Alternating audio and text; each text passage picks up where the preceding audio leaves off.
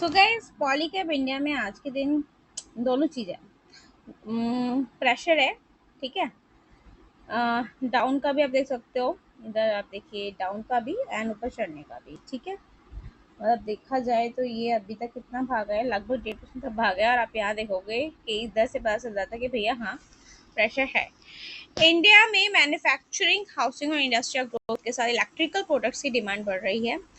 इसी वजह से पॉलीकैब इंडिया का नाम बड़ा ज़्यादा में देखने को मिलता है। ये wire and cables, fast moving electrical goods जिसको एफएमसीजी कहते हैं, इलेक्ट्रिकल सॉल्यूशंस पे काम करती है। गाइस अगर इसका लेटेस्ट अपडेट के बारे में बात करूँ ना मैं, तो इंफ्रास्ट्रक्चर डेवलपमेंट और पावर ट्रांसमिशन एक्सपेंशन से केबल डिमांड बढ़ रही है। रिन्यूएबल एनर्जी प्रोजेक्ट्स और डाटा सेंटर में भी केबल्स की रिक्वायरमेंट बढ़ रही है। ये चीज़ आप लोगों को पता होना चाहिए, जिसमें real estate growth, power infrastructure, renewable projects, data centre expansion से देखने को मिलता है। कॉपर प्राइस वॉलेटिलिटी है, कंपटीशन है, मार्जिन प्रेशर है।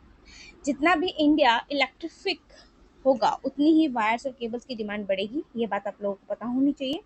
तो शेयर में तेजी आएगी। और पॉलीकैब इस थीम का एक मेजर प्लेयर है। अगर आप देखोगे तो मार्केट कैप इसका लार्ज कैप हो चुकी है ऑलरेडी। कंपनी 10,126 का हाई था, 6,408 रुपये इसका लो था, और अभी जस्ट यू कैन से कि भैया 50 वीक के हाई आसपास ये ट्रेड कर रहा है। ठीक है। वही बात करूँ मैं next company KP energy limited की, आज के दिन इसमें प्रेशर है भैया, 2.5% तक गिर चुका है। कोई news and out? No any news is in there. अब इसे 5 दिन में देखोगे तो गिरावट, 1 महीने में देखोगे, 6 महीने में देखोगे तो क्या तेजी है, मतलब गिरा बेचे।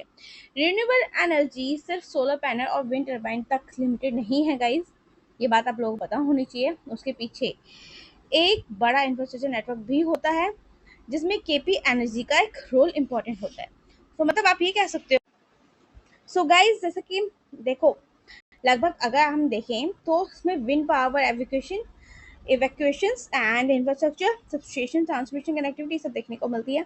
इंडिया रिन्यूएबल कैपेसिटी एक्सपेंशन पर फोकस कर रहा है, जिसमें विंड एनर्जी प्रोजेक्ट्स भी इंफ्रास्ट्रक्चर डिमांड बढ़ा रहे हैं। जिसमें आप कह लग सकते हो कि इसका रिन्यूएबल एनर्जी एक्सपेंशन है, विंड प्रोजेक्ट ग्रोथ है, ग्रीन एनर्जी कॉरिडोर है, इंफ्रास्ट्रक्चर डिमांड। इसमें रिस्क भी है, स्मॉल मिड कैप को वोलेटिलिटी है, प्रोजेक्ट एक्टिवेशन रिस्क है, और दूसरा रिन्यूएबल पॉलिसी चेंज है। अगर आपको थोड़ा सा नजर डालना पड़ेगा कि रिन्यूएबल एनर्जी स्टोरी में सिर्फ मैन्युफैक्चर नहीं बल्कि इंफ्रास्ट्रक्चर प्रोवाइडर भी इंपॉर्टेंट होते हैं।